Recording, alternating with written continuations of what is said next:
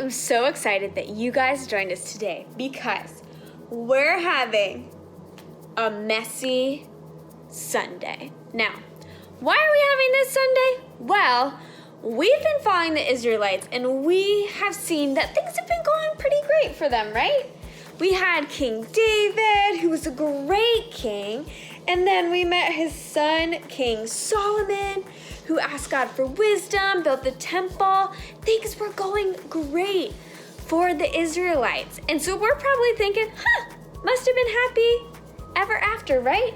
Well, wrong. Guys, today our story gets so messy. But we're gonna see how God keeps his promises even when life is messy. So I'm excited for you guys to see all this madness in our story today. But first, we've got some messy challenges to play. Let's go. So for this challenge, I'm gonna be laying down with my face in that hole, holding this cup over my mouth, and he, way up there, has ketchup, that he's going to aim to the cup in my mouth. And we're gonna race to see who can fill up the cup the fastest. Let's go. All right, guys, goggles on.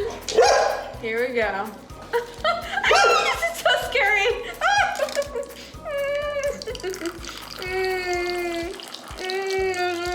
Look at that precision. Wow, good job. A sniper with the ketchup bottle. That's right. All right, my turn. Ooh. All right, ladies, our turn. Let's go. In 3, 2, 1. Oh. There we go. Oh, crap. Wait. Oh, come on. Get in there. Almost there. Oh. Yeah, baby. You were so bad. You missed so much. All right. For our last challenge, we're going fishing in yogurt. Each of us have 5 goldfish on our plate. We're gonna dump our yogurt on top of our goldfish, and then we have to go fishing with our faces. We're gonna stick our face in the yogurt, find the goldfish, and spit them into this cup. Is it the same cup? Yep. First one to get all 5 of their goldfish in the cup wins. Let's go. Okay. All right. Oh, it's Yogurt like, on? Oh, this is vanilla. That's way gross. No. I've got a strawberry. What do you have? Blueberry? All right. Let us know. Would you rather have strawberry or blueberry? All right. Ready, go. Ah!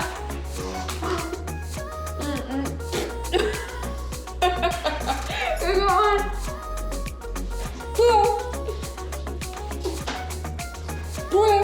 Let's go, girl. 4, 5. Woo! We did it! So gross. You spit all over the yogurt. Also, half of yours weren't even covered under the yogurt. Whatever. Woo! Go, girl! Not even fair.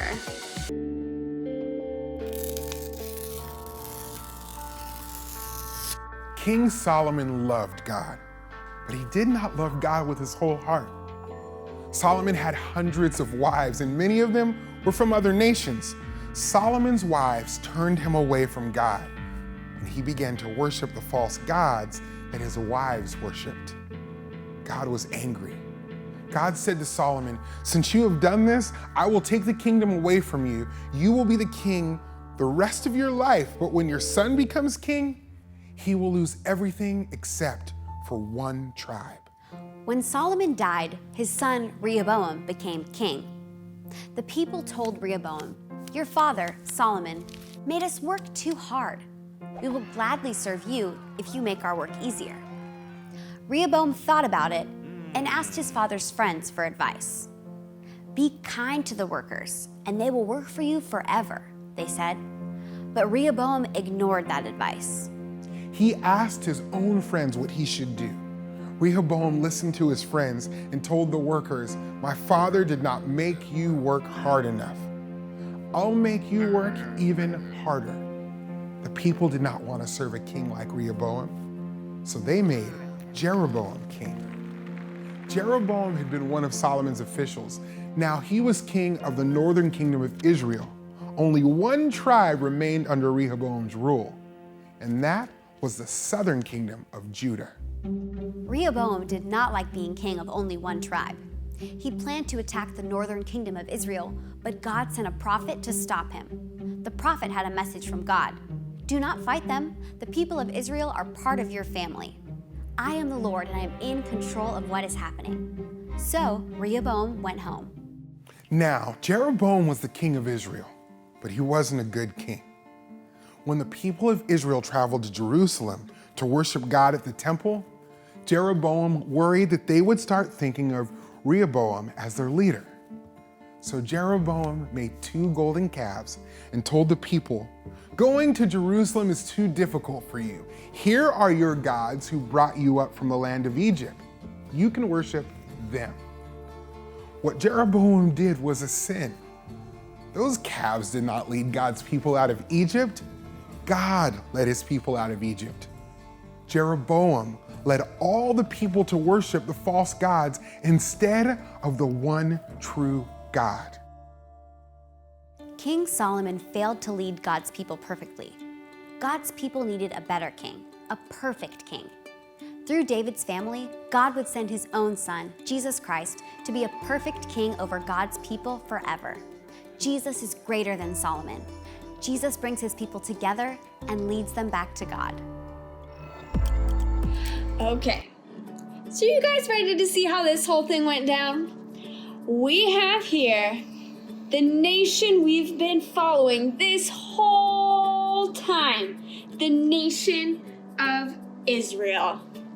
So, the nation of Israel was the 12 tribes,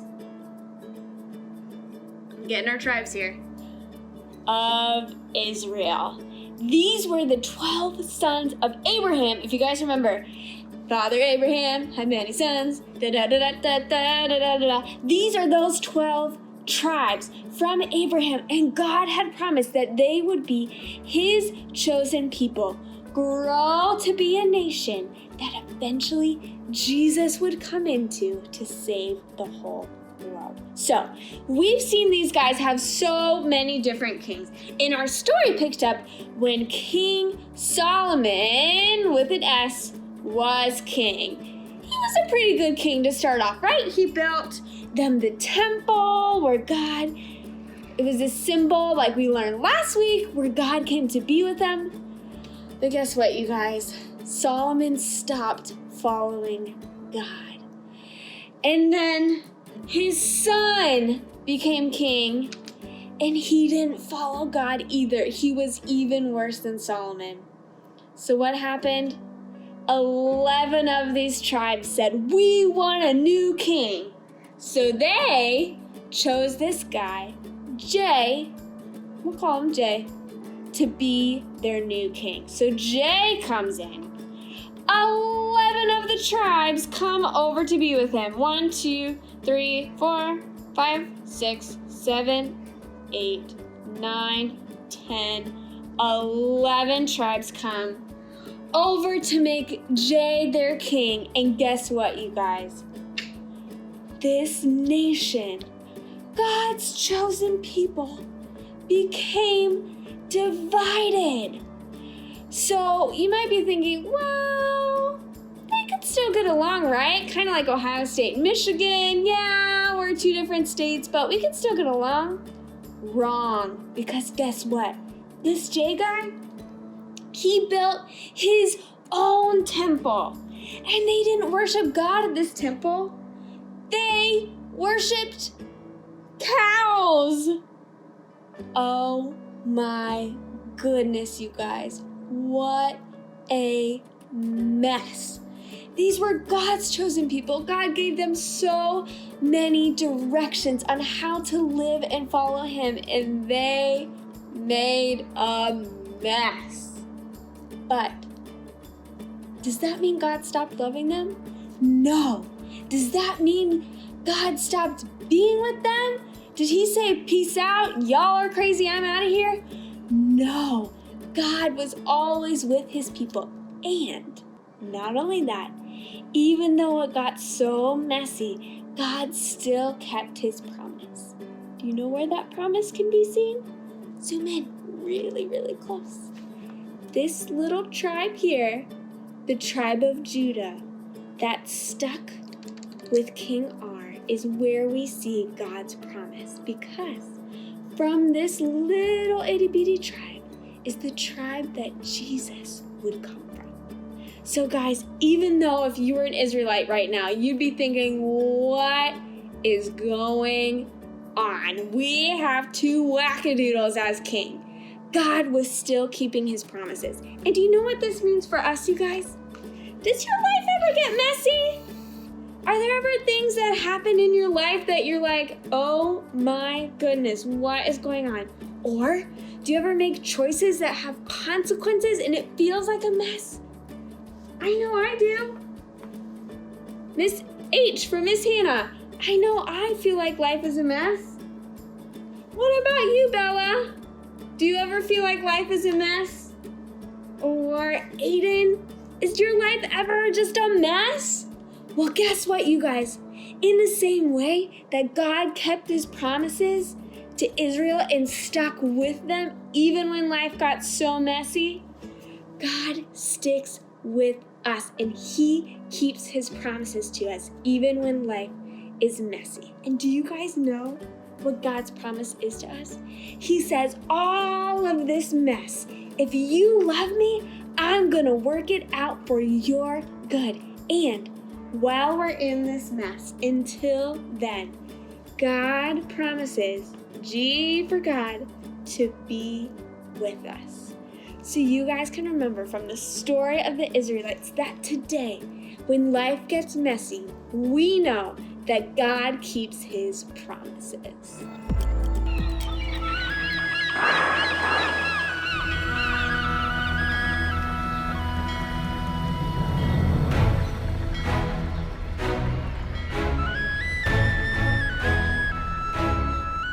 Over mountains high, through the valleys low, God is good.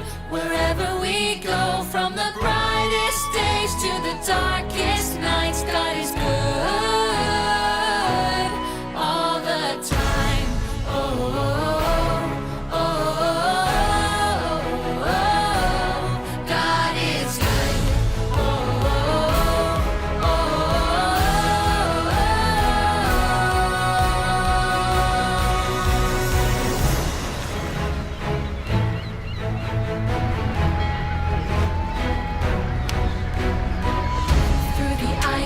snow to the vast unknown, everywhere we go, God is good. Through the trials we face, he will show the way. We will stand and say that God is good. Oh, oh, oh, oh, oh, oh, God is good. Oh, oh, oh, oh,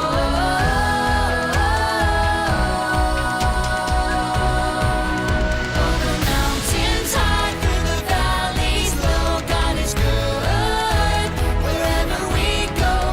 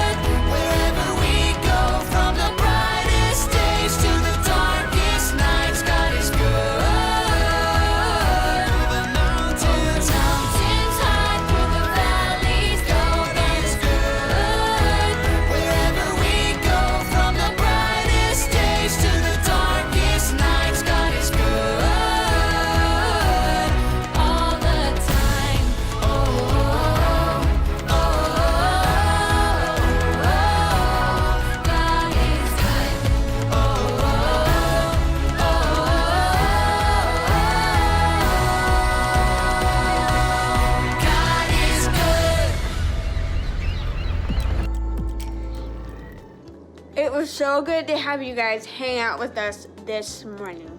You know the drill. Check your emails for games, activities, conversations you can have at home. But also, don't forget that we have family night coming up in 2 weeks. I think it's 2 weeks. Check your calendars and do the math for me. It is happening on February 20th. We rented our own movie theater at Rave Cinemas for you, your parents, your friends to come, masks and social distancing, to come enjoy a fun night out of the house with a movie and games, and to just get to enjoy seeing each other and hanging out. So make sure you go to somacity.org/events to get your tickets, and we will see you next week. Bye.